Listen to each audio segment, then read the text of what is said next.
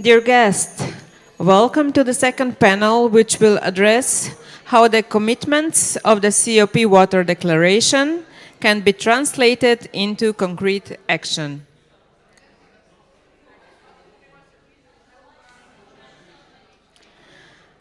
Please welcome to the stage the panelists. Mrs. Satya Saiko, student at the Biotechnical Faculty, University of Ljubljana, and head of Bled Water Forum Young, Slovenia.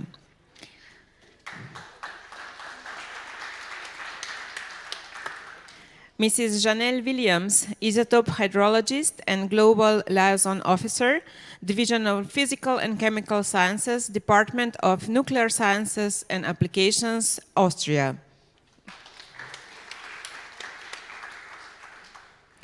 Mr. Paul Prink, Chief Technology Officer at the GI Aquatech, Germany.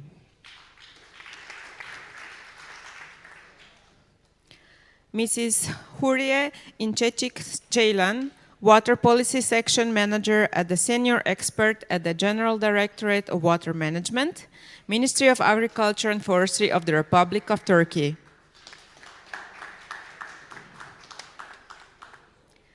Mr. Zaur Gadimaliyev, Head of Section at the Ministry of Foreign Affairs of Azerbaijan. And joining us online from Singapore, we are pleased to welcome Mr. Michael To, Managing Director of the Singapore Water Association. The panel will be moderated by Dr. Mitja Bricelj.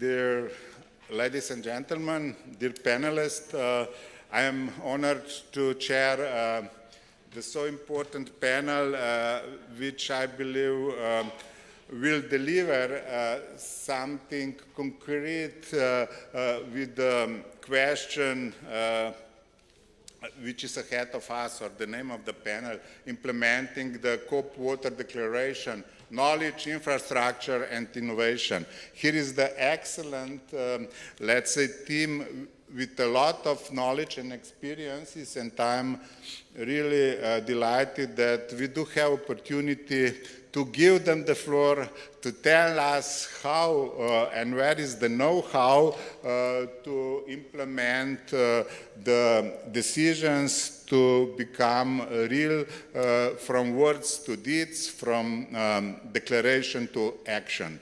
And this is exactly the focus of this meeting. To start, I believe that we are perfectly connecting the panel one, let's say more general discussion now about the legal dimensions, about the regional dimensions and transboundary, let's say, legal frameworks. Now we are going to the concrete actions on the ground, on really activities which are crucial to move in the direction to enhance resilience and to do concrete measures to enhance water resources management on a sustainable way.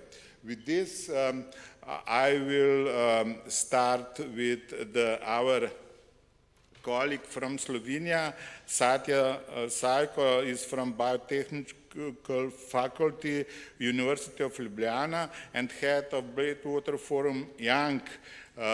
And she is really, let's say, the right person to tell us how, on an innovative way, they grab the issue to address the gap of existing processes of education on all levels of education to really focus on the concrete situation of water cycle, which is changing, and that's why we do have the problems, to tell the younger population to think about and to go in the right direction to do something.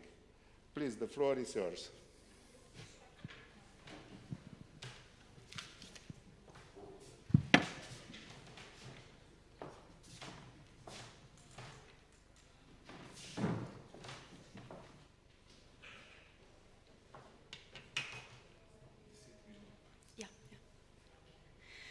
Good afternoon, distinguished panelists, a moderator, ladies and gentlemen. Thank you for the opportunity for me to contribute to this panel on the implementation of COP Water Declaration. It is a great honor for me to be part of this discussion, especially among such distinguished speakers. I also see this as an opportunity to bring the perspective of young people into the conversation about the future of water. My name is Satya Saiko, and I am speaking today as the head of Bled Water Forum Young and one of the co-organizers of the Global Academy. My key message today is simple. The COP Water Declaration gives us direction, but implementation depends on what happens after the conference ends. It depends on people, institutions, and networks that continue the work and translate commitments into real action. Infrastructure, technology, and policy are all essential. But water resilience also requires education, water literacy, public understanding, and young people who are prepared to work in the water sector in the future. This is where we see the role of Bled Water Forum Young. We see it as a bridge between the next generation, science, policy, and professionals. Our goal is to bring new water knowledge closer to people and to encourage young people to see the water sector as a meaningful space for future careers, leadership, and research. One real-life example of this is the Bled Water Forum Young Global Academy, an international educational program on water. In the past year, we organized the first edition of this program. It included 10 hours of interactive learning, an online exam, and at the end, participants received a water concierge certificate. What was especially important for us was the response. Young people from 39 countries worldwide applied to participate, including European countries, African countries, Asian countries, and South American countries. For us, this was a very strong signal. It showed that water literacy is a global need. It also showed that young people want to understand water better. Participants could learn that water sector offers many different paths, from science and engineering to policy, digital innovation, education, tourism, and communication.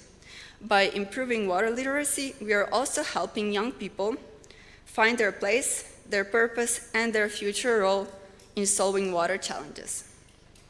The Global Academy was primarily designed for young people, but the model is much broader. It can be adapted for tourism, hospitality, public institutions, universities, schools, professionals, local communities, and other groups. In this way, it can support continuity after COP by connecting young people with knowledge, experts, and practical water topics. Our work, next slide please.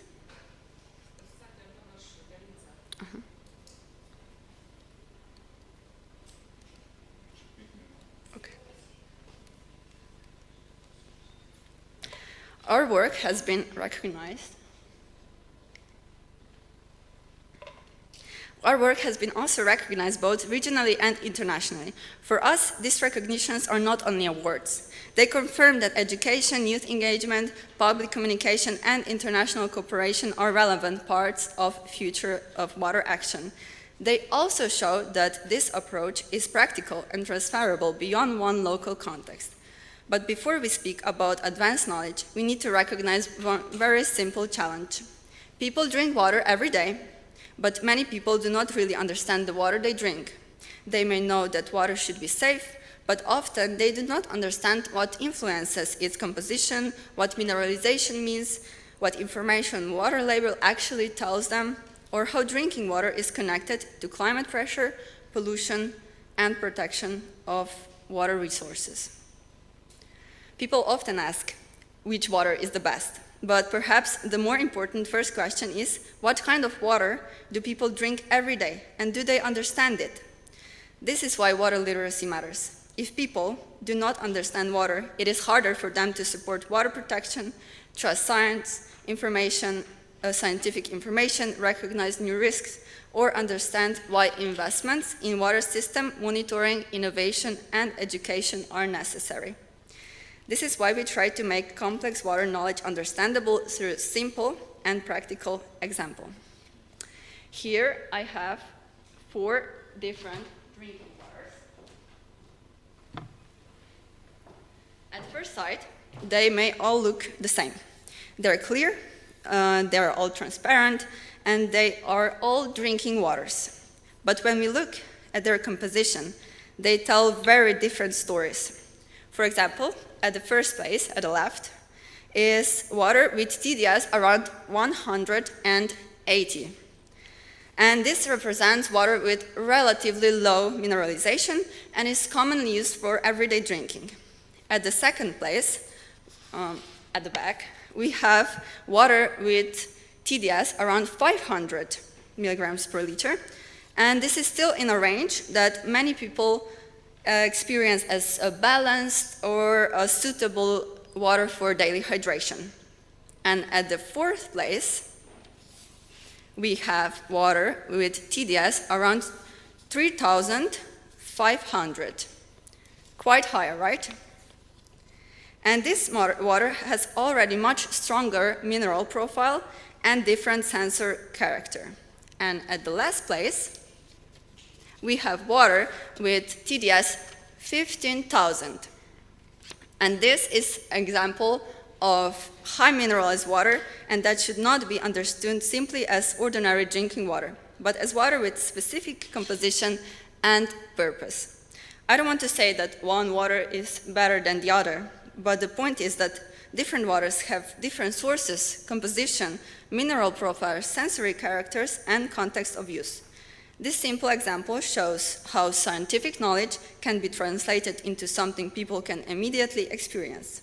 And when people understand this information, they can make more informed decisions and better understand the value of water they drink. So my final message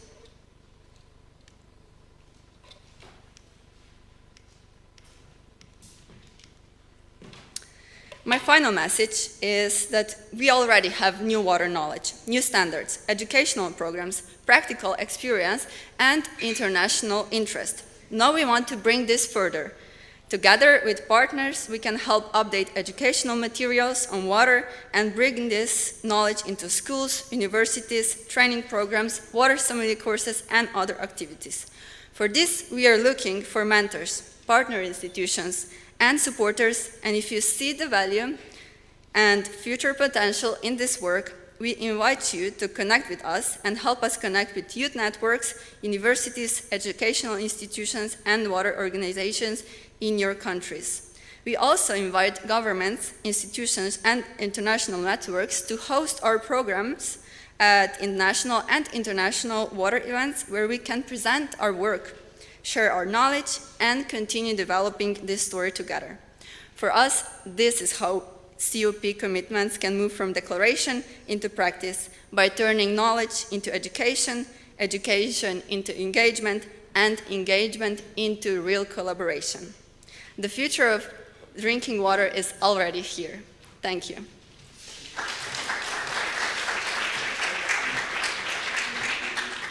Thank you for this innovative approach. I believe, just tell me also by sharing the, let's say, chair and the table, what is, from your point of view, the most, let's say, hopeful development with this approach? What is something, what is the essence which gives the hope that we will develop new, let's say, approach with young generation to be more efficient? Yes, for us, this was that we developed this program, Global Academy, and it was first edition, and we invited people from all over the world, and we were really, really pleased by the number of young people that were interested in this topic. And this means that people are not only here to listen, but they also want to participate in the future of drinking water. Thank you. We will continue with this, and now our next panelist, Madam Janelle Williams, isotope hydrologist and Global Liaison Officer, Division on Physical and Chemical Sciences, Department of Nuclear Sciences and Application, Vienna, Austria. I really would like to welcome you here with this such an, I would say, very important knowledge to bring us the ideas how the water works also with something what we are not always aware of. This is something what it's very much connected with the water security, energy security and food security.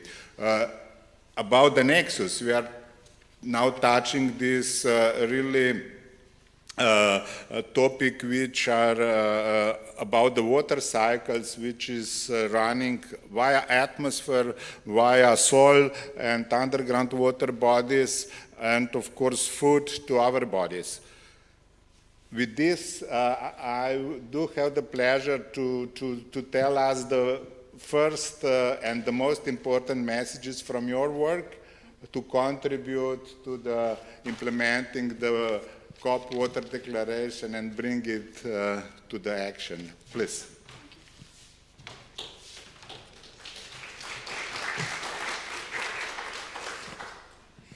Hi, good afternoon, everyone. My name is Janelle Williams, and this is my first time at the Bled Water Forum, so I'm quite happy to be invited and happy to contribute for the IAEA.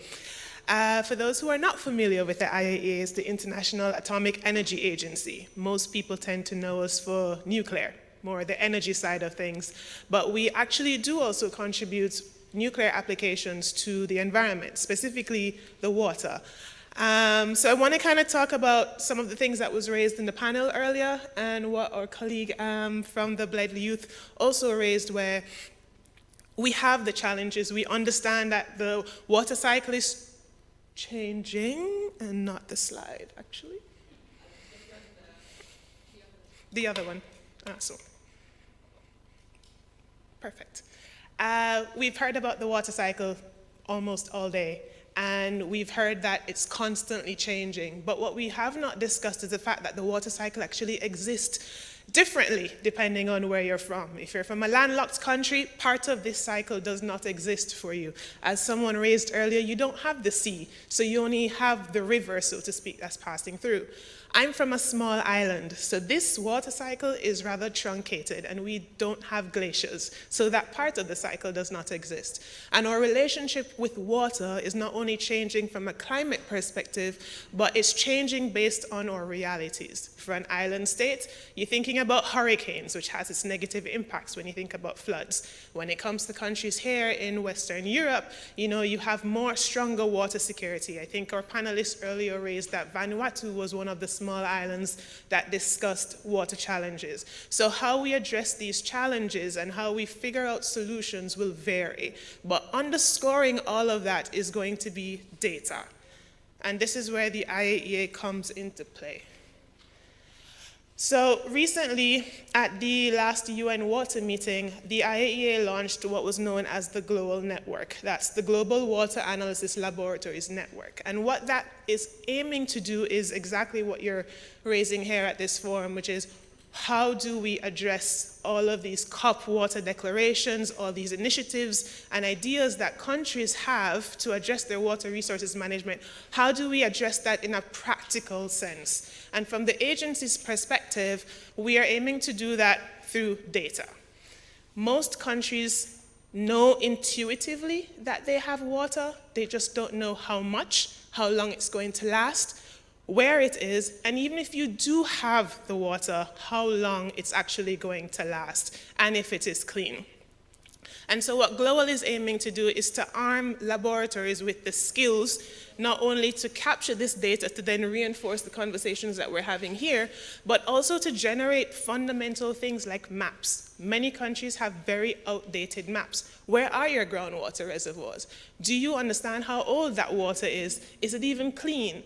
The ones that you are using now for industry, for potable drinking water, for your industries, whether it's tourism, is it enough to last you to 2030? Is it enough to last you to 2050? These are the kinds of things that we have to understand in order for us to actually really develop tailored and structured solutions going forward. We can say all the plans that we want to have going forward as it relates to water security, but if we do not have the data to support it, then we will consistently have people challenging the impact of climate change on water resources. We will constantly have to debate how much of an intense threat these challenges are. Our colleague in the first panel raised that investment changes based on how threatened that water resource is.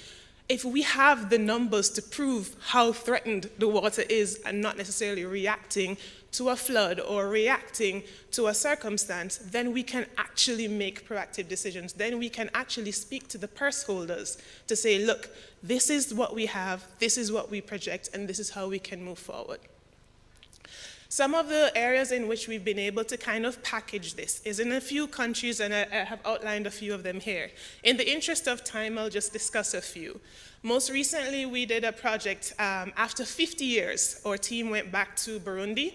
This is a very important lake to that country, and it's not only important to Burundi, but also to its neighboring countries. We discussed earlier transboundary water, and that's not just groundwater resources, that's also lakes. A lot of the surface water in this lake is used not just for fishing or even drinking water, but they also use it to support a beer industry. Strange. But it's actually very important to all of these countries, but they don't really understand why there's such a severe impact from a water quality perspective. Why are their fisheries declining? Where is some of this upwelling coming from? And their maps have been severely outdated. Where we come in is that we work with these researchers to kind of understand what change has happened in the last 50 years and what parameters we actually have to monitor. Same thing with Somalia, except in this case, it's not just strictly monitoring. They do have existing national water databases. Similar to here in Slovenia, they know what the water quality is, they know where it is, but now you have to integrate some of that climate knowledge, that isotopic data, to make your water database more comprehensive. And this is what we work with this team to do. What we're aiming for is to partner with laboratories, not only to solve groundwater management resources, but also to understand how that precipitation variability is potentially affecting your projected water resource in the future. And so, if I just skip ahead in the interest of time, to here, it's the global network itself. At the moment, we have 65 laboratories across all the regions that are a part of our global network. It's not just with data monitoring, but if you think about yourself, most of you here are from governments, you're from embassies. In order for you to convince your relative governments to say we should invest in water in this area, you need proof. How do you decide where you put your money? And what we want to do is to arm laboratories with not just the skills, but the resources to capture the data that you need to convince the other person that we need to focus here. Bled Water Forum is aiming to kind of take this talk shop into more of a practical sense. And I think Global could be a good partner for that. We're helping to provide the data, which then can help to steer some of the conversations that you're having in this forum each year. And so Slovenia is actually a part of Global, as many of the countries present here. And thankfully, the government of Slovenia is not only a part of it in a scientific capacity, but they've also invested into the global network. They've funded some of our projects, and now one of the most important activities that we have coming up, that being an interlaboratory exercise. And what that is basically helping to understand the data that's coming out of this lab. Is it accurate? Is it true? And then if we can help to ensure that the quality from the labs the quality of the data coming out of these labs is accurate, then it gives governments the confidence to know that they can trust this to make tailored and strategic decisions going forward. So fundamentally, this is what the agency is doing to not only address water resources management, but also to kind of turn COP water declaration into actions going forward.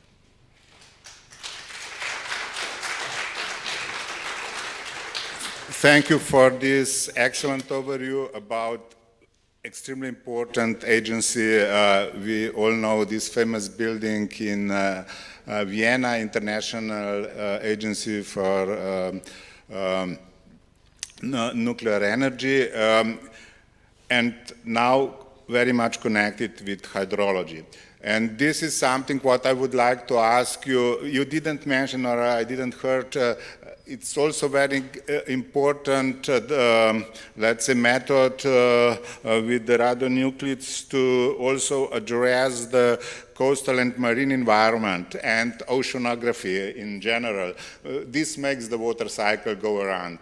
And your role in this, this will follow maybe your just quick answer on that, how you see your role to serve the country's needs then.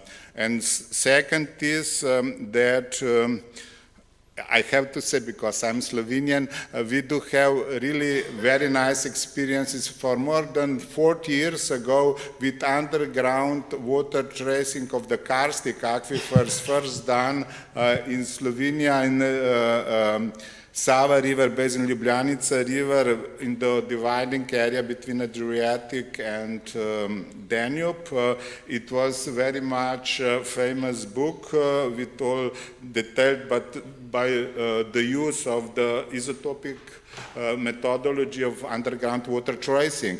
We are the users of the best knowledge which exists for safe water supply and water management. Just very pragmatically. And the third point, and then maybe later on, about atomic, let's say, energy, and of course monitoring of the impacts and safety for the environment and human beings. Just shortly. You are right. Slovenia is one of the strongest countries and most ambitious as it relates to addressing their water resources management. And so, yes, I'm familiar with the work that has been done here. From a pragmatic point, the primary thing the agency aims to do is to basically equip member states with the capacity to generate their own data. Not all countries are resource-filled or even have the technical capacity to do the kind of assessment Slovenia has. And what we aim to do is to kind of bring other labs and other countries up to that capacity. Because if these countries then can produce their own data and understand what they have, then not only can they produce better data, but then they can address the very challenges that we're discussing here today. As I mentioned earlier, I'm from Jamaica. We're surrounded by water, but we constantly go through drought.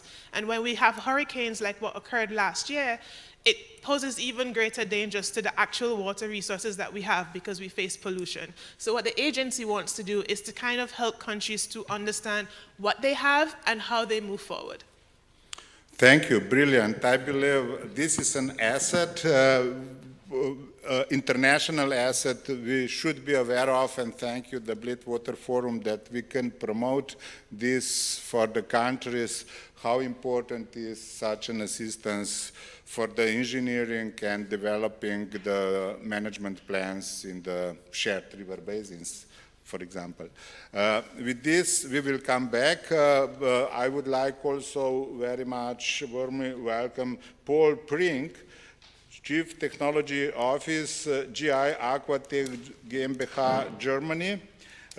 He will present us the solution and abilities of the system in satisfying the requirements of COP decisions. How can your product meet the aspiration of the requirements of the circular economy? I believe that you are perfect to tell us. The floor is yours. Hi. So at GI Aquatech, we have a few things we want to discuss. I mean, the first thing would really be about the commitment that have been made and how we turn that into action. I believe that GI Aquatech have a system that does exactly that. However, it's a modern system, a new system, and something that's very different thinking to what's been done in the past. So, from commitment to implementation, very important subject. You can look at this and say, how do we do it? What do we do to make this happen? So, talk sometimes can be cheap. Action speaks a lot louder than words. If you can deliver something that actually makes a difference in this world, then actually you've taken one small step forward in life. And I think it's very important to understand that, this isn't about actually talking about the problem of water scarcity or whatever. It's about actually doing something about it. And I think once we get to the point where we can do that, the world would be a better place, I'm pretty sure. So the important thing is that new challenges require new thinking. It's quite important that we actually don't just rest on our laurels and understand what we've been doing for 100 years is going to carry on doing what we want for another 100 years. Because the world is changing. The world is changing fast. I'm from the UK. The UK has a big problem, for example, with mixed sewer systems. So they have rainwater and sewage going into one system, and when it pours down with rain like it has been over the last few years, I mean, between the 1st of December and the 31st of March, we didn't have a dry day, not a single dry day. That overwhelms the systems. The systems get overwhelmed to the point where they spill, and they're spilling into rivers and seas and eat sewage. That is not what we want to see in this modern day. So we have to do something different. Now, we have plants that have been around for 100 years. What we really need to do is actually challenge those plants and actually put some stuff into there, some new technology that will actually help them to resolve that problem alongside the existing plant. We're not saying, for example, that we're going to replace these plants. We can, but that's maybe not, that's a step too far right now. What we need to do is actually augment those plants, and actually they have this system they've been using for years, and augment it with a new one, and actually see how that operates and generates the benefits. Now, this is a very fast system that we have. It's non-biological. That comes with some benefits. Benefits of non-biological are that you can turn it off if you want to. You don't have any recharge time when you turn it back on again. No organisms to die. It's a chemical process, not a biological process, which I think is very useful, sat alongside our new systems.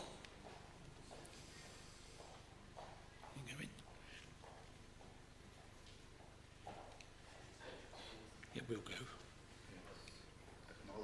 Yeah, there we go, yeah. So the innovation also must solve real problems, okay? It's very important that we actually understand that. And one of the things that, that this new technology does actually solves some really big problems. One of the things we have in the water treatment world is that, electricity use is quite high. If we can minimize that and actually get that down by 75%, would that be a good thing? I think, yes, it probably would be. This plant gives you the benefits of that. It's not whether the solution's new that's important, though. It's actually whether it solves the problems that we're actually looking to solve. And I think that's the important thing. Most people nowadays will put a new system, it does everything. Just take a step back and see, does it solve the problem that you really wanted to solve? I'll give you an example of one that we did in Saudi Arabia. At this time, I was GI Aquatech's client. I worked for the Daria Corporation. We put it into a 5-star hotel. Okay, the reason that we put it in the five-star hotel was to solve a problem of water scarcity.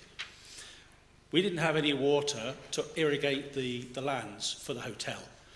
Very important that we did that. And we had no way of getting that water to site. So we generated it from the sewage system. We did that with the GI Aquatech system. Although that process is only small, it's only a small amount of water, what happens at the end of the day is when they're looking at the solution that we provided, it solved other problems that they didn't know were problems at the beginning. So, for example, the mixed use of what comes into the sewage system, not just the sewage, but the waste of the kitchens, the waste from other parts of laundry and such likes in the hotel. And we then recycle that water and send it through the hotel again and use it as a grey water system for flushing toilets and such likes. So we reuse that water. And we reuse that water more than once as well.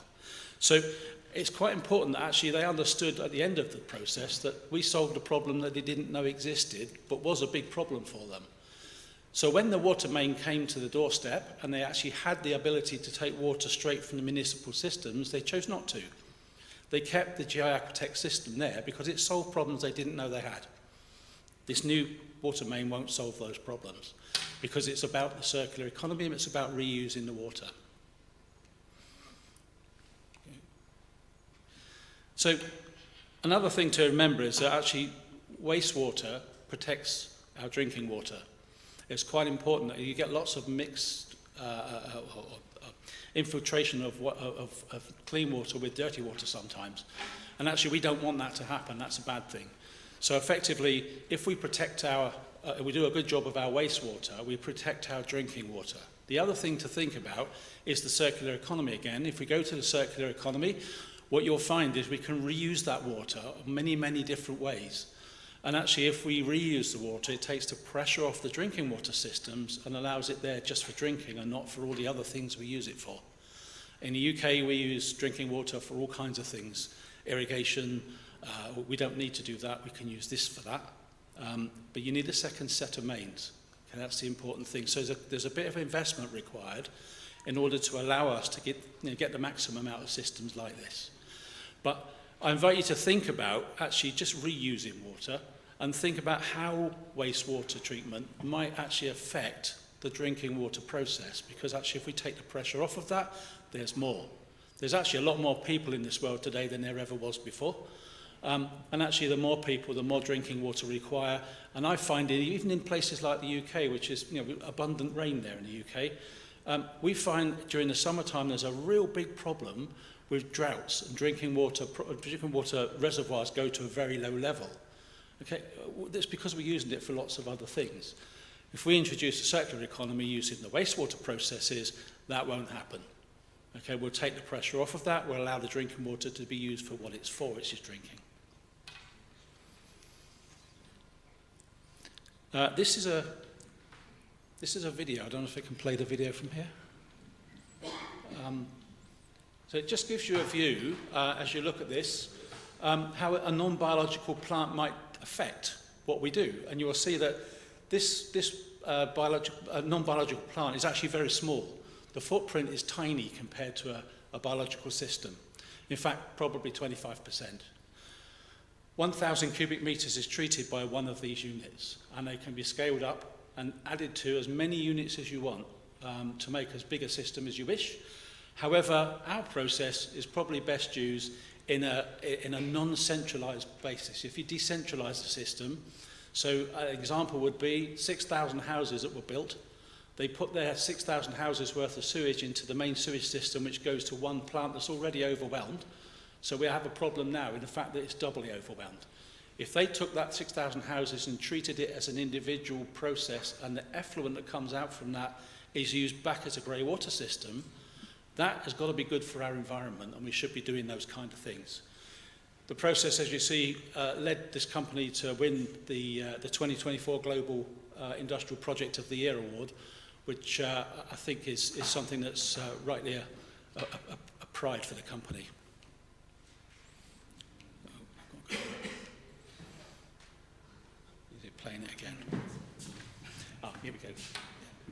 So, turning water into action. What we're looking to actually try and do is use the G-Nano system, which is a nanotech solution, to actually drive how we treat water and bring forward things in the future. And I think by doing this, our objective goes well beyond the technology. It goes to life itself. Nobody could be other than moved by the last speech we had in the opening address about the lady that stood up and spoke about her daughter. This goes to the absolute heart of it. Okay, if we can find a solution that will treat water in such a way that we solve some of the other problems in life, we should be doing that, and we should be doing it well. I think we've got... That's me, thank you.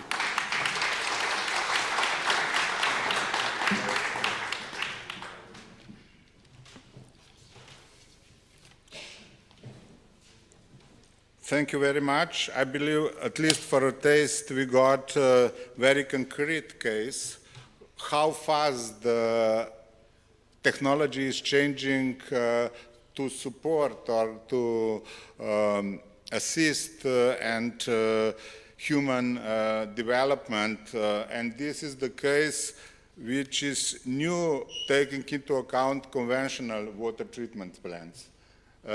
And now the question for you is, let's say, how you are facing the model of, let's say, do it business as usual, not to be, let's say, modern, or what is also very important dimension here, cost benefit, to do A or B, and how to present this to decision makers, the cost benefit, taking into account when we are talking about the cost benefit for and responsibility for the new generation, taking care about the shared water resources and what I believe we should think when we are planning future. Please. Okay, so I'll take the first one, which was about the market entry and how we get the thinking changed. I come across this a lot in the business that I do, that we've always done it like this, therefore we'll always do it like that.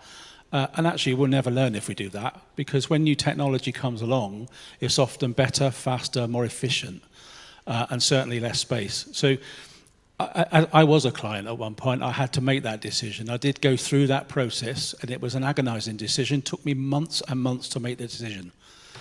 When I did make the decision and I put this piece of equipment in, and I saw the difference that it made, it was like a wow moment. I've seen that wow moment a few other times. In Saudi Arabia, as you say, it's kind of like a second home for me, but Saudi Arabia, they're progressive people. They understand, and they understand the benefits of this. So when we put it into things like industrial water, and we treat industrial water with very, very high COD, which the normal treatment plants can't do, and actually we can give it back to the normal treatment plants. It's something they can handle. That gives us an opportunity then to recycle that water through the industrial solution again and again and again. And we do that many times. So this circular process of using water, it's got to be good, especially in a water-strapped country like Saudi Arabia. It's very difficult to get water there. They have to make the best out of what they do. And that country has been innovative in what they do, and they have looked at all the new solutions, and they have actually managed to corner a market there. So it can be done. Thank you very much. For the first round, we will come back, I believe, once more. And with this, we are now moving from high-tech, let's say, and modern technology to once again to Turkey. We do have privilege to have here Huriye İnçikşalan, the Water Policy Section Manager from General Directorate of Water Management, Ministry of Agriculture and Forestry of the Republic of Turkey. We heard already, and we do have a little bit feeling about your approach from the panel one. Now you will tell us, I hope, something more about the implementation and your, let's say, development and your role of, let's say, new cycle of river basin management planning with innovative approach of river basin management plan, which taking care about the recent development, also thinking much broader how to address existing challenges. Please, the floor is yours. It's up to you. You want to? Okay, very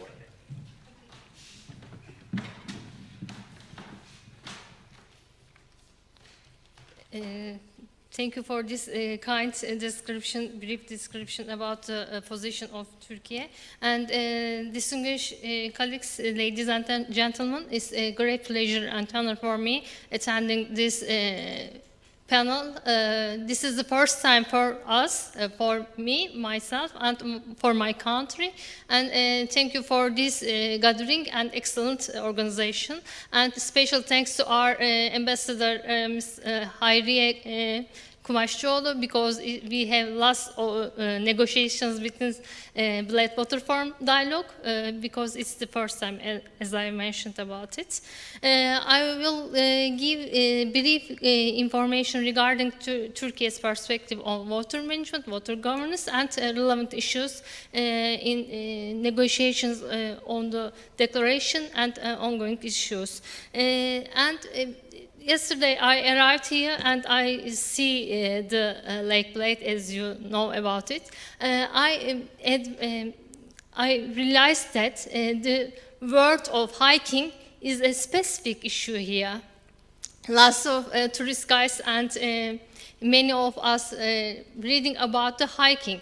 The real meaning of the hiking I understand from here when I see the Lake Bled and the ambitious, the extreme sense and vision of the different tones of greens and scent of earth and spring of Ljubljana and the lake. And thank you for this ambitious position to Slovenia, because Slovenia is the most important countries that dealing with water issues, water declaration, and water governance issues. And this is a case, initial case from my side.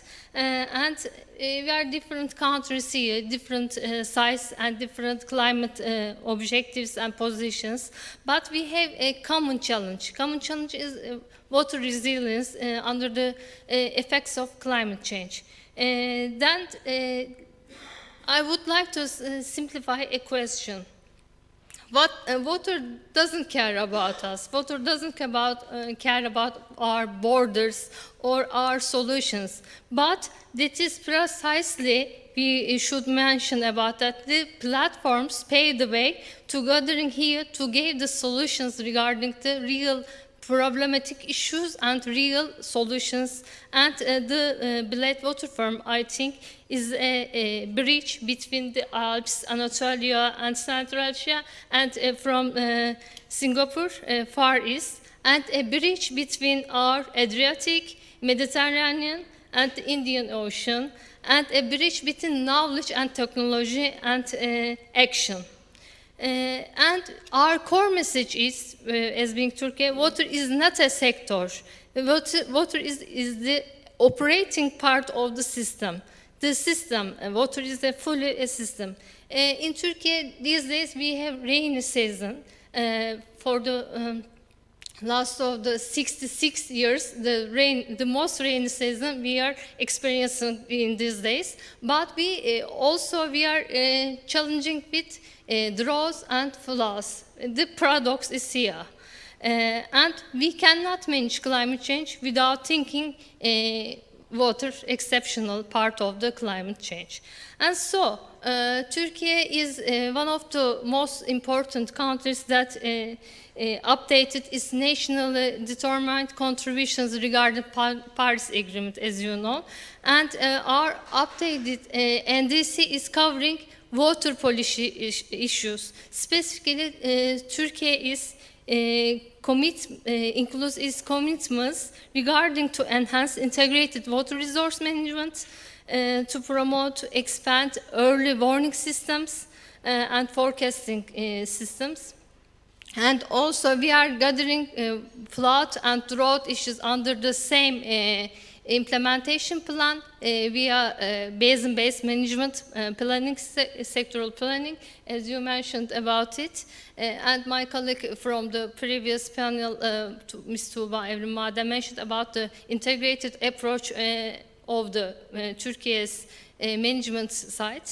And also, we promote water efficiency in all sectors and increase the use of reused water. This is the most important part of our efficiency part, reuse of wastewater and circularity of water use. This is binding elements of our climate pledge in line with the climate change resilient water management system. And in this case, to briefly take care about the main instrument of our policy is National Water Plan. This plan is 10-year period roadmap for our water management perspective.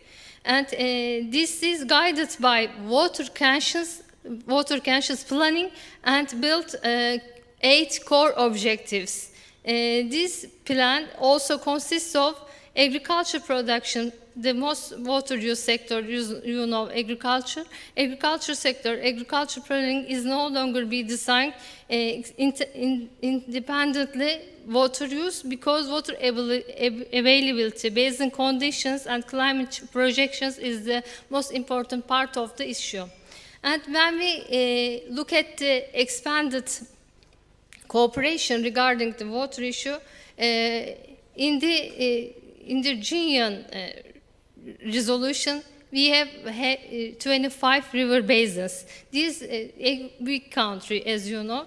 These 25 river basins are all 5 of is transboundary. We are both upstream and downstream country. So we know the downstream perspective and upstream perspective. And we harmonizing these principles under the chapeau of international commitments, international relations, and bilateral mutual organizations and negotiations between our neighboring countries. One neighboring countries, we see Azerbaijan also.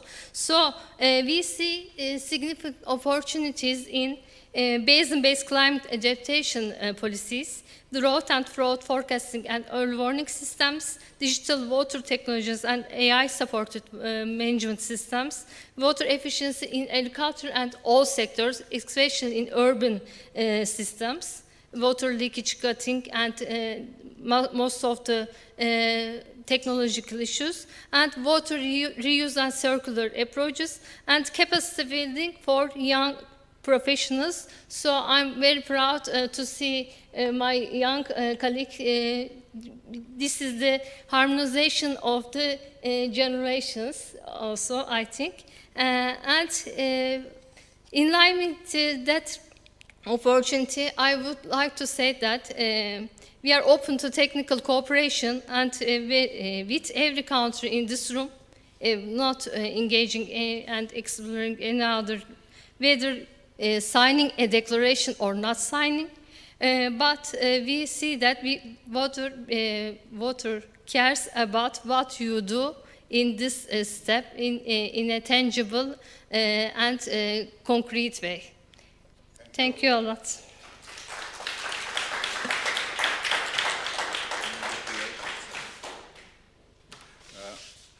I really thank very much to this really picture from the Turkey.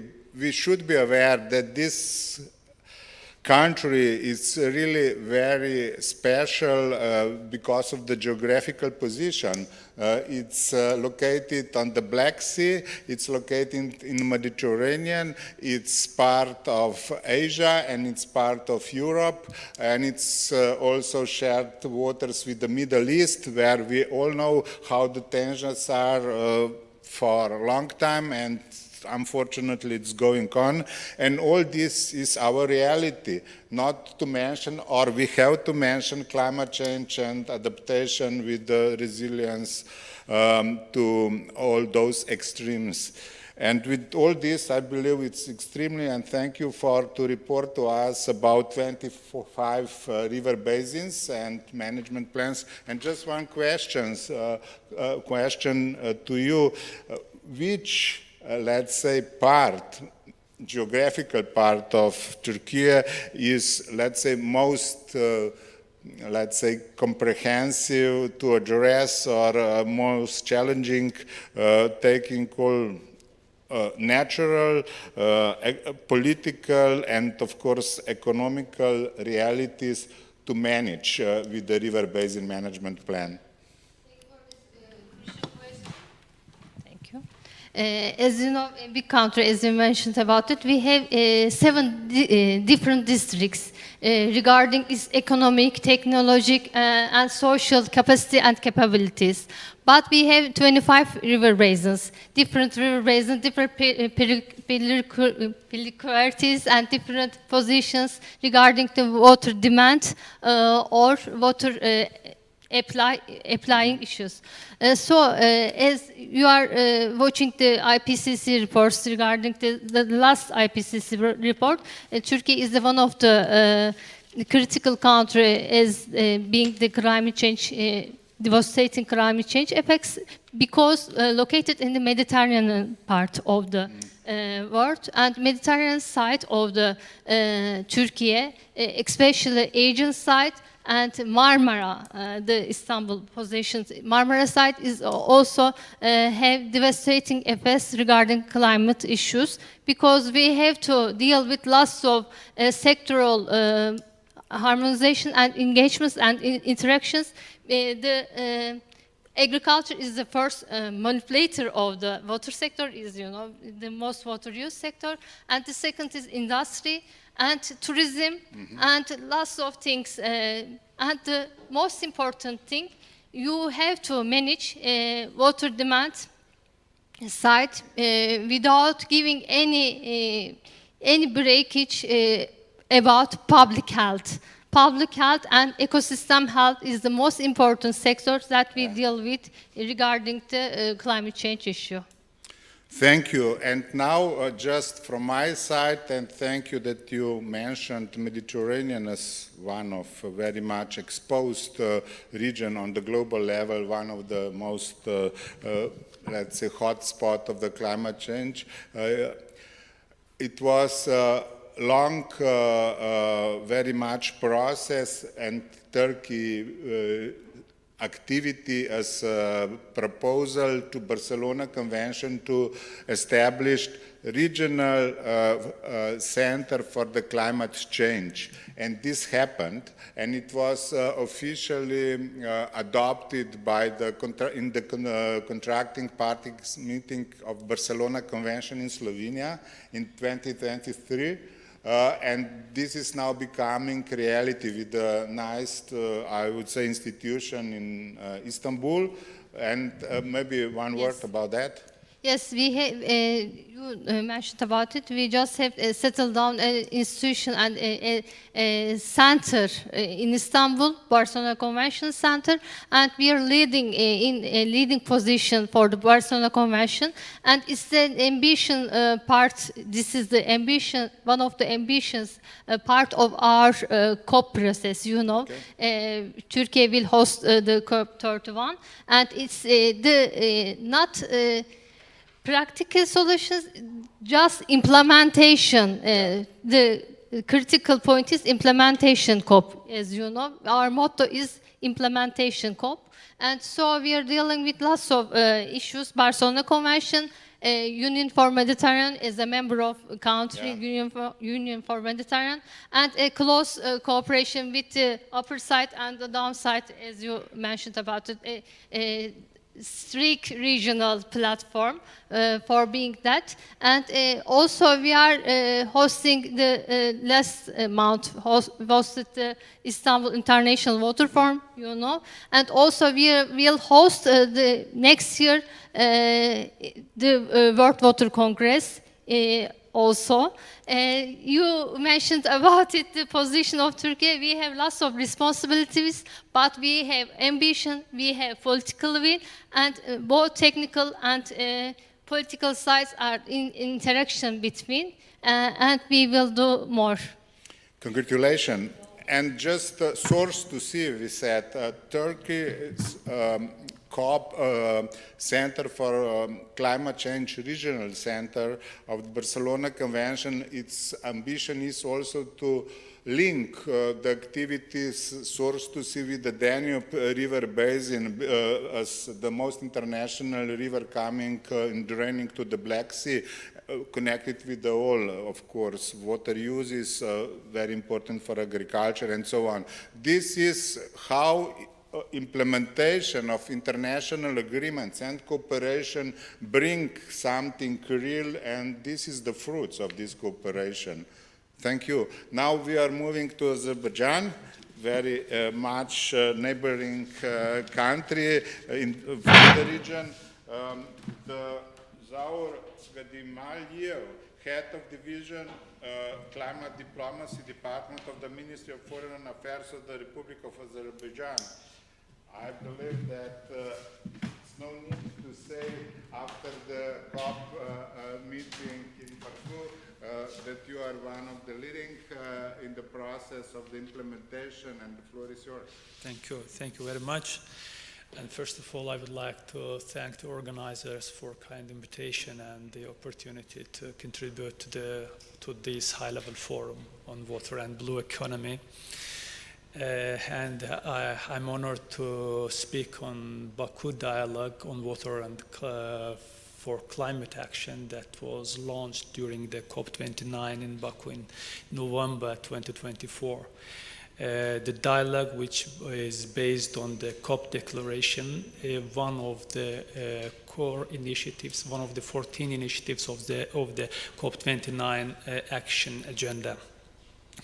And why did we choose the water as one of the core initiatives of our action agenda? Today, it's increasingly clear that water is a primary channel through which the climate change manifests itself. Droughts, floods, biodiversity loss, changing rainfall patterns, and water scarcity are immediate consequences of the climate change. Because many water resources cross national borders, these impacts are not confined within the borders. So they are the shared risks, they are shared realities, and require shared responses. And all of these phenomena is particularly relevant to the European region as well. So transboundary cooperation should be recognized as an essential pillar for the climate resilience. The evidence is striking. Despite the water is the primary face of the climate change, this issue underrepresented in the climate policy. It is a missing piece of the puzzle, international climate negotiations, as well as the global climate action agenda. And transboundary water accounts for 60% of global freshwater flows, and yet of 153 countries, only 46 have operational cooperation arrangements, and 14% have joint climate adaptation strategies. 2.2 billion people lack safe water, 3 billion lack safe sanitation, and 40 million people displaced because of water distress recent years. And while many countries recognize the water-related priorities in their nationally determined contributions, national adaptation plans, and national climate strategies, it still remains challenges translating of these priorities, these commitments into implementation and coordinated action. And recognizing the central role of the water in the climate resilience, the COP presidency launched the COP29 Declaration on Water for Climate Action, the first ever water-related declaration during the COPs of the United Nations Climate Conference, and the COP29 was among the few COPs that elevated water climate nexus to the presidency's action agenda. And through this declaration, Azerbaijan, in partnership with UN partners, established the Baku Dialogue on Water for Climate Action. It's a COP-to-COP collaboration. helping countries to embed water into climate action and climate into water cooperation. The initiative is coordinated with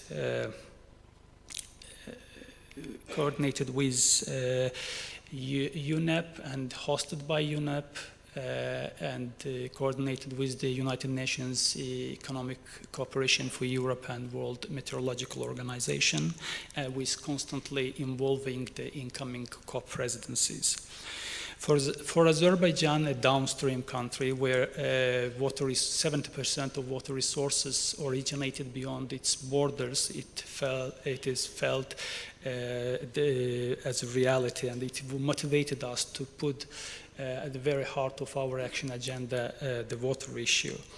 Today's declaration brings together near 100 stakeholders, including 73 countries, uniting them to translate transformative action at the water climate nexus. Just to mention, the number of the supporters of this declaration is more than the number of the parties of United Nations Water Convention. And alignment with international processes. The initiative aligns and contributes to the implementation of the International Decade for Action on Water for Sustainable Development 2018-2028, and responds to the outcomes of the UN 2023 Water Conference that called for more coordinated and aligned action on water across COPs of 3 Rio Convention, UNFCCC, UNCBD, and UNCCD. This initiative builds on the Water Action Agenda, United Nations General Assembly resolution on the follow-up of the United Nations Conference on the midterm comprehensive review of the implementation of objectives of the International Decade for Action, Water for Sustainable Development. Also, it contributes to the implementation of 2030 Agenda of Sustainable Development, in particular SDG 6, Clean Water and Sanitation, and 13, Climate Action. The initiative also contributes to the strengthening of water policies to achieve sustainable development in the context of climate change, biodiversity loss, and pollution, in line with the United Nations Environment Assembly resolution.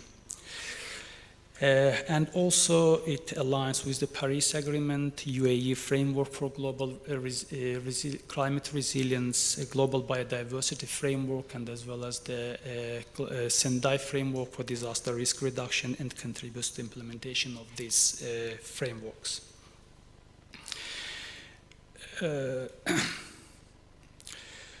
Since its launch at COP29, Baku Dialogue on Water for Climate Action has emerged a vital COP-to-COP collaboration platform, catalyzing global momentum for integrating water more deeply across climate policy processes through a growing portfolio of engagements, including dedicated events in the June Bonn session of UNFCCC, and also World Water Week 2025, and high-level meetings during the COP30 Belém in Brazil, and other high-level events. The dialogue has helped consolidate political support and technical cooperation around the climate water agenda.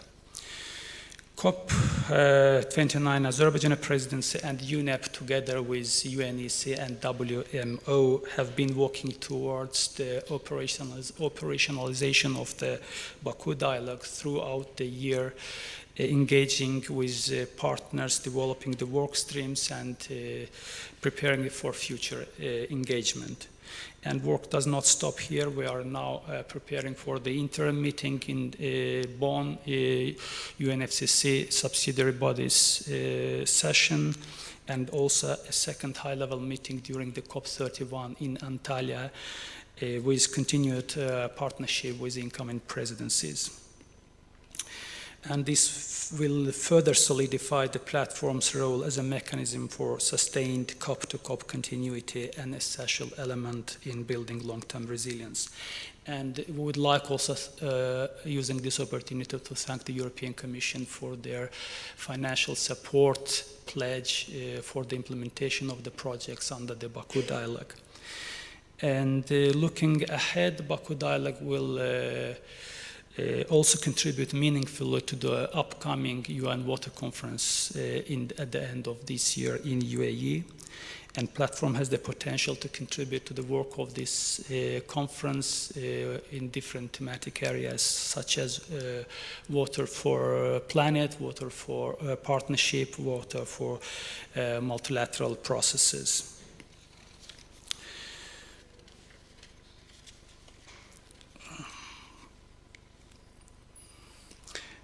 And the Baku Dialogue is built on 3 work streams drawn from the COP29 declaration. First, global advocacy and coordination led by the UNEP to scale up water for climate action, knowledge sharing and implementation through partnerships.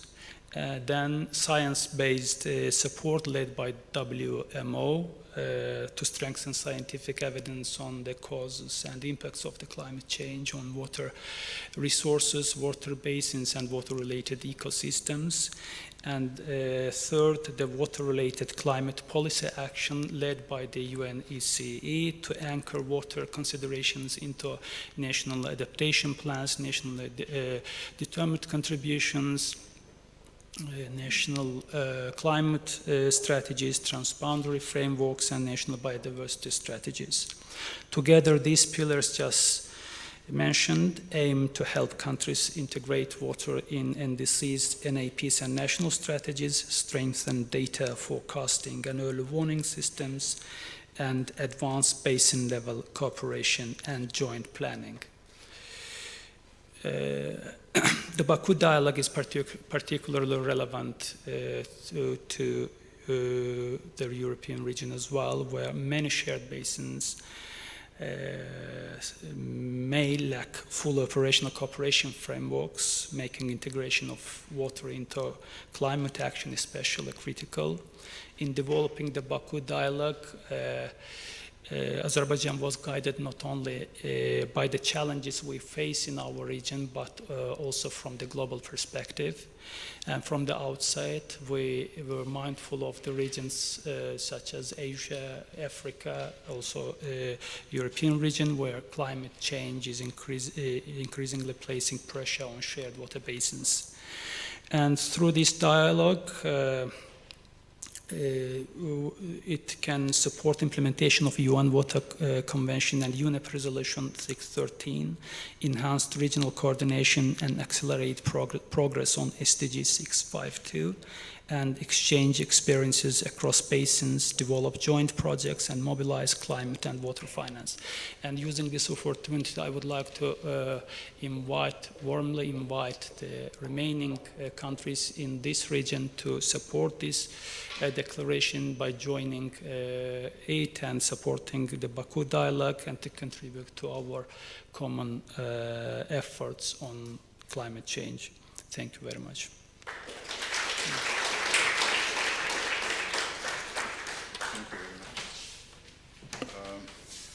Now we do have, I believe, from the first hand, some sort of really good, at least taste and feelings about the Baku Dialogue and activities connected with.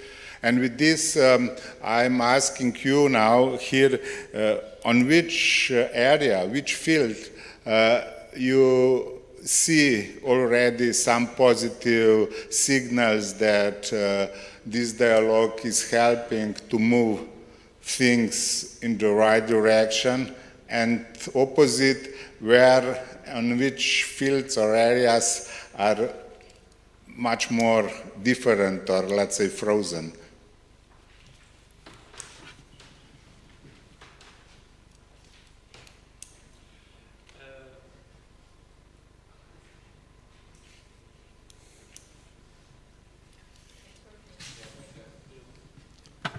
Hello, hello.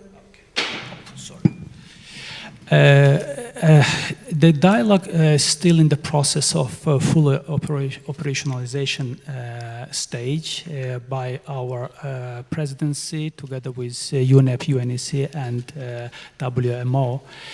As I mentioned in my speech, these areas covered by the work packages that will be led by different UN agencies. It will cover the knowledge sharing and forecasting, also implementation through partnerships, water basins, water resources, and water ecosystems scientifically engagement on these areas.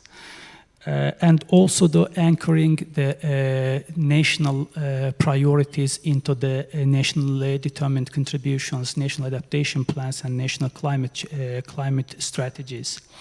Actually, these UN partners, UNEP, UNEC, and WMO, are preparing some projects in that directions. And we also have support from the European Commission financially. And after concluding this operationalization project, we will work on separate projects concerning different regions of the globe, in the African region, Asia Pacific, Europe, and South America as well. Thank you very much. Thank you very much. With this, now we are moving from this region a little bit or very much to the, let's say, eastern part of the globe, to Singapore. Singapore with very small territory, but I believe almost, or it's the largest GDP on the global economy. The country which, of course, very real also water specifics, and that's why it's water management so important. In this point, I would like to welcome Michael Todt, Managing Director of Singapore Water Association. Singapore, he is, of course, very much familiar with the realities, and I would kindly ask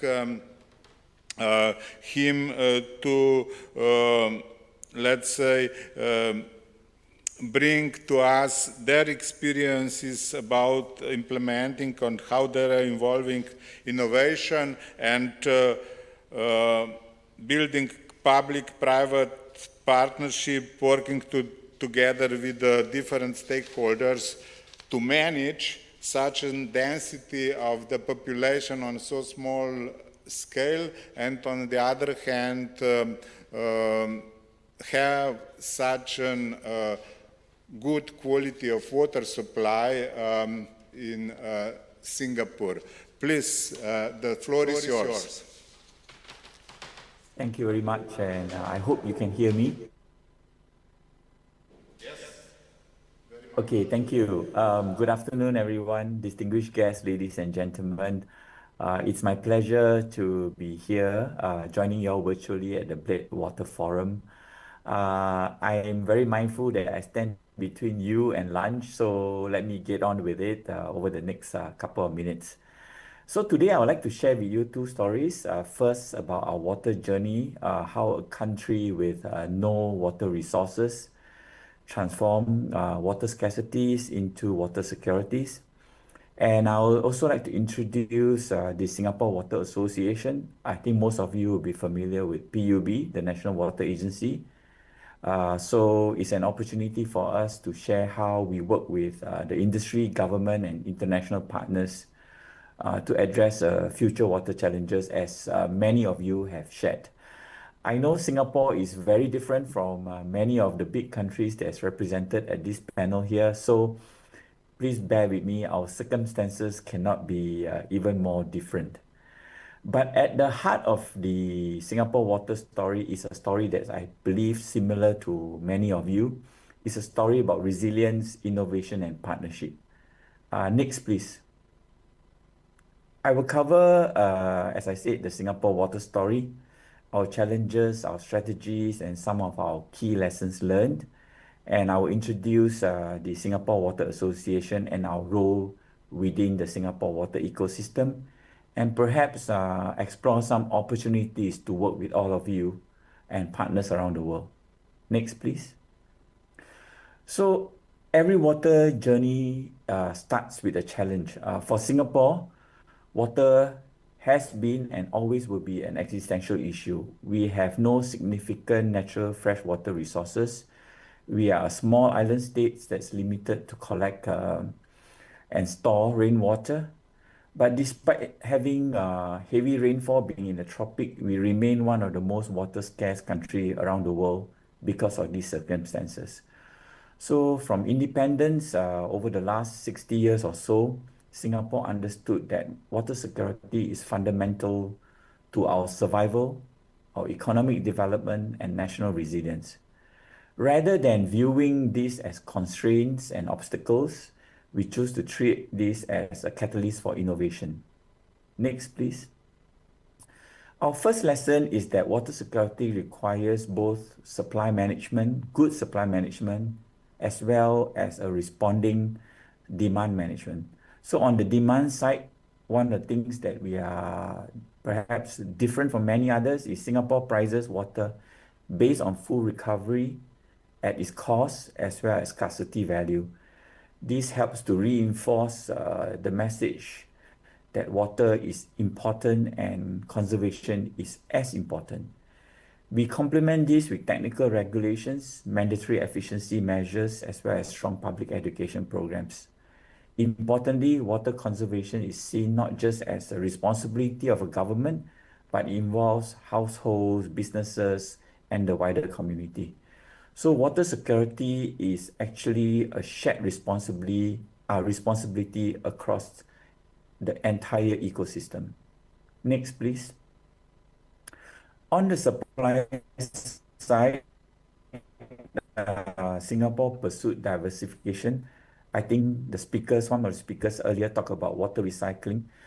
Yes, we do have water recycling extensively in our system, in our strategy called the 4 national taps, which combines both catchment water, imported water from our neighbor Malaysia, as well as new water, which is recycled water and desalinated water. So by diversifying, we reduce the dependence on any single source of water and strengthen resilience against future uncertainties. Alongside infrastructure development, Singapore has heavily invested in research, development, and innovation. Actually, for us, technology is a critical enabler to allow us to overcome natural constraints. Our philosophy has always been innovation is not an option, it's actually essential for survival. Next, please.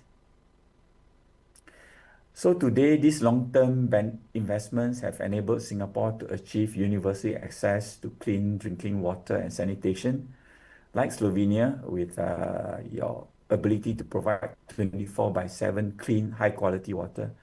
Our household and industry enjoy reliable supplies to support economic growth and quality of life.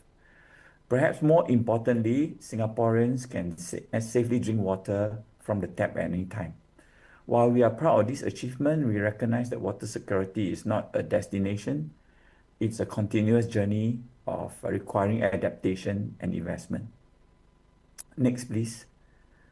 One important lesson from Singapore's experience is that governments do not have and cannot solve challenges alone.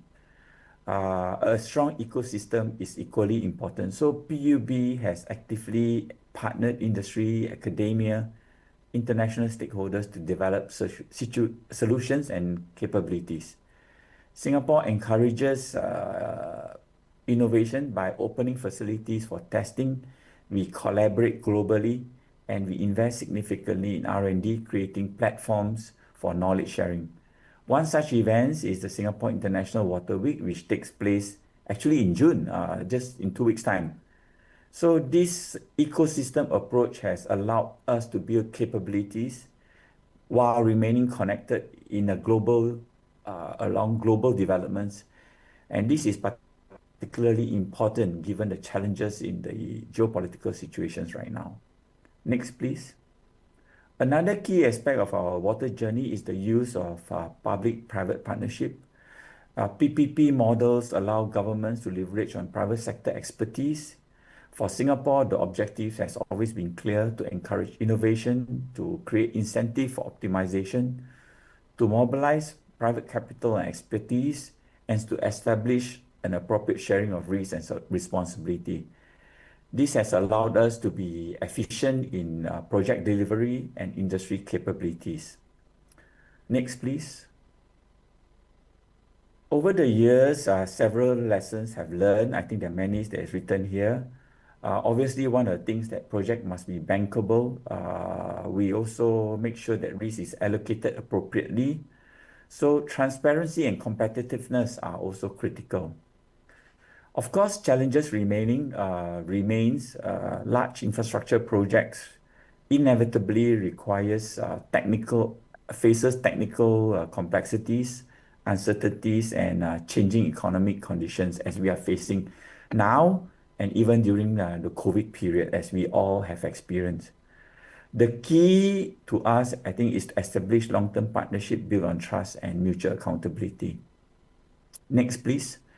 One such successful project is the Keppel Marina East Desalination Plant. This is operating in dual modes, using seawater as well as rainwater. So this allows us to manage against climate variability and changing weather patterns. So this has a very compact footprint. As you can see, it has a park on top of it. And so this is one example of how infrastructures can coexist with urban needs. So really, this reflects a broader trend towards multi-function, climate-resilient infrastructure. So those are briefly my sharing about our water story. Let me now quickly just go through what we are doing at the Singapore Water Association. Next, please. The Singapore Water Association is the voice of the water industry. It works closely with government agencies and industry partners. Our mission is not only to support water needs, but also to contribute to the development of water solutions generally. Next, please. Next slide, please. So our vision is really to support the needs of Singapore. We hope to be a global marketplace for water solutions, as well as a partner like what we are doing here today. Ultimately, SWA exists to create opportunities for our members, support innovation and cross-collaboration. So this really broadly aligns with Singapore's broader philosophy that progress comes with partnership. Next. Thank you. Our ecosystem represents 400 members from 27 countries. They comprise the entire value chain. Really, what makes us different and valuable is our diversity. It brings together expertise across the entire water value chain. And increasingly, many of the solutions that is required to address global water challenges are multidisciplinary, making such ecosystem even more important. Next, please. So we aim to solve and assist our partners by building capacity, internationalizing, leveraging on technology and development. And across all three areas, technology and innovation remains key enablers. But technology alone is not enough. So ultimately, it depends on people, partnership, and the ability to translate innovation into practical solutions. Next, please. As we look ahead, as many of you and this team of this event, obviously climate change is producing or presenting new challenges for many of us. Many cities are facing growing risks from sea level rise and extreme weather patterns.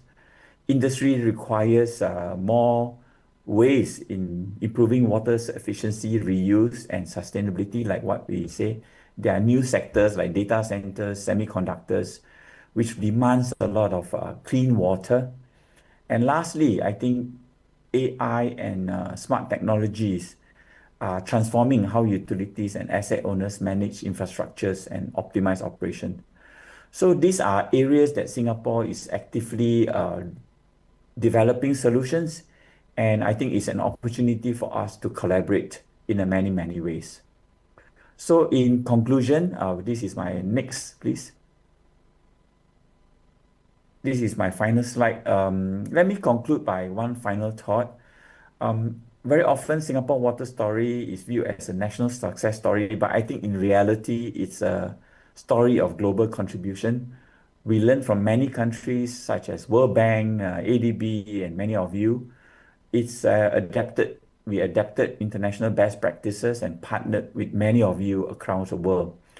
But today, climate change, water scarcities, and infrastructure challenges are bringing about new issues and challenges. So no single city, no single utility and country can solve them alone. The next chapter will be built on stronger partnership, deeper knowledge exchange, and collective innovation as the Bled Water Forum is aiming to do. So we look forward to working with all of you across Europe and other parts of the world and many of the countries there to develop solutions, build capabilities, and create partnership. So thank you very much. I look forward to our discussion and subsequent collaboration. Thank you.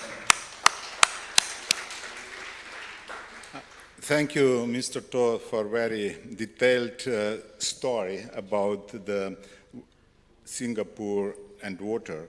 With this, we are almost out of the time, but I will start with you. For each of you, of the panelists, one question, and I would kindly ask you for a short answer, one sentence.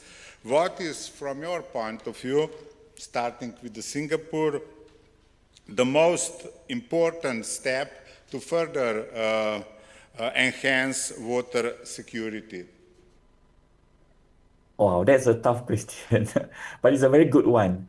I think during my presentation, and I think the presenters, I think there are many different pathways to manage.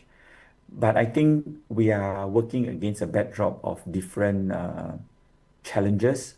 So one of the things that I think Singapore advocates strongly is the idea of working collaboratively. So we really hope that through platforms such as this one, we can come together. And I think collectively, we will probably find answers to many of our solutions. So that's really my contribution to this panel. Thank you very much. From Singapore, working collectively, working together. Thank you. Please. So for me, it's quite a simple one. Recycle, reuse, and keep on using, and use your new resources as scarcely as you can. Thank you. Clear. Please, young generation, young forum. Yes, for us, I would say that we can deliver new knowledge to many young people, but we also want them to be actively involved in the water sectors and water-related topics. And this may be our next step. Is it, sorry for sub-question, is it possible to make young generation active for this? Yes, at our Global Academy, we were trying to make a discussion. We delivered the knowledge, but we also received the feedback, and this is the start of the communication. When you get the knowledge, you understand it, and you ask questions how to use it in the future. We count on you to report next year about results, please. The next. To tie in from my colleague is actual trickle-down implementation. And what I mean by that is we have these forums, we have these mandates, we have dialogue between countries, and everything is existing at this high level.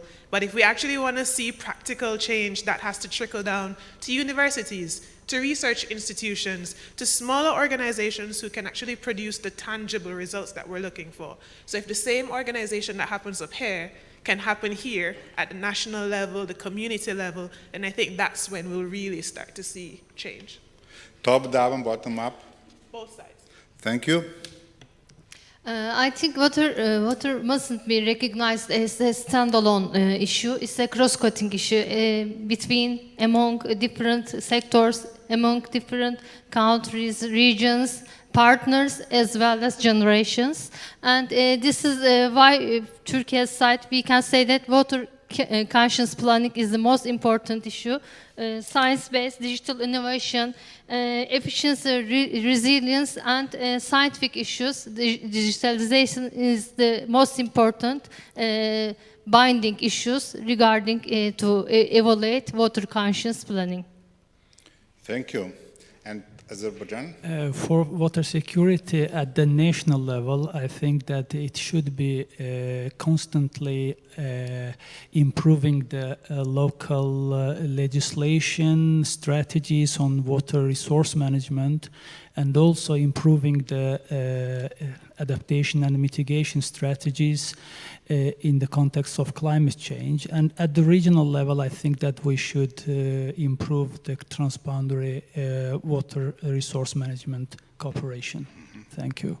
Thank you very much. I believe it's very nice list of activities we should focus on. Now on you, just maybe question, answer, a question, proposal to this nice list of proposals. Any idea? If this is not so, lunch is approaching. I would like really thank you again very much, all the panelists. And we enjoyed this discussion, and thank you very much. Thank you very much to the panelists and to Mr. Bricelj. Before we conclude our morning sessions, I would like to invite to the stage His Excellency Altai Abibulayev, Kazakhstan Ambassador to Slovenia, just to share a few words.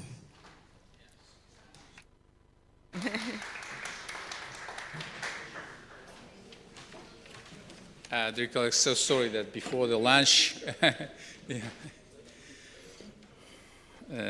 first of all, I would like to thank all that gathering this beautiful and practical forum. Yes.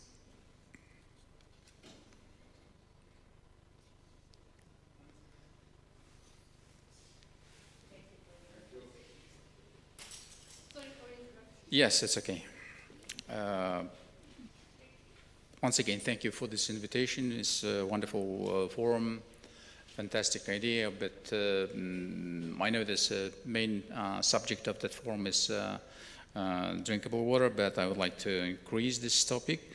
As you know, the Kazakhstan is the 9th largest country in the world, #1 landlocked country in the world, and also we have two huge ecological problem like Aral Sea and the Caspian Sea. Caspian Sea issue already raised by our brothers, friends, Azeri delegation. But nevertheless, I would like to raise that water security and the revitalization of the Aral Sea took center stage during the discussion in Kazakhstan.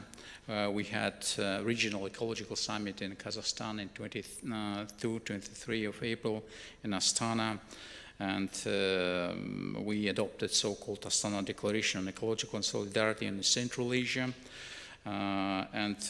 Water is no longer only an environmental and or development issue. It's increasingly a strategic issue directly linked to climate resilience, as mentioned before, food and energy security, economic stability, and a sustainable development. At the same time, global water challenges are becoming more systematic, more interconnected, and transboundary in nature. However, the current global water governance architecture remains fragmented and dispersed across multiple mandates, institutions, and process. That's why our president of the Kazakhstan, Mr. Kassym-Jomart Tokayev, has initiated to establish, first ever, an international water organization under the auspices of the United Nations. We believe that such platform could contribute to strengthen global coordination on all water security, promoting technology exchange, supporting delivery of the global water agenda, and facilitating more efficient international cooperation and the transboundary water management and the climate resilience. We believe that this initiative could be discussed by all international organizations, all experts, distinguished our partners, and Kazakhstan and the Foreign Ministry and the Slovenian Foreign Ministry and the water ambassador, so-called water ambassadors, already discussed this issue.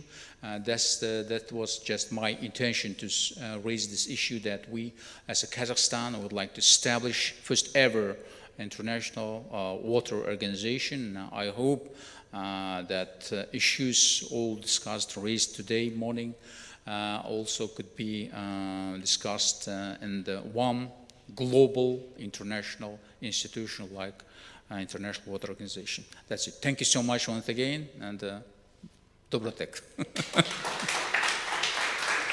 Thank you very much. And just one more announcement for all of you who would like to join the hiking discussion to Straja Hill with Azerbaijan this afternoon, if the weather permits. Please be at the reception of the hotel at 4:15. So 4:15 p.m.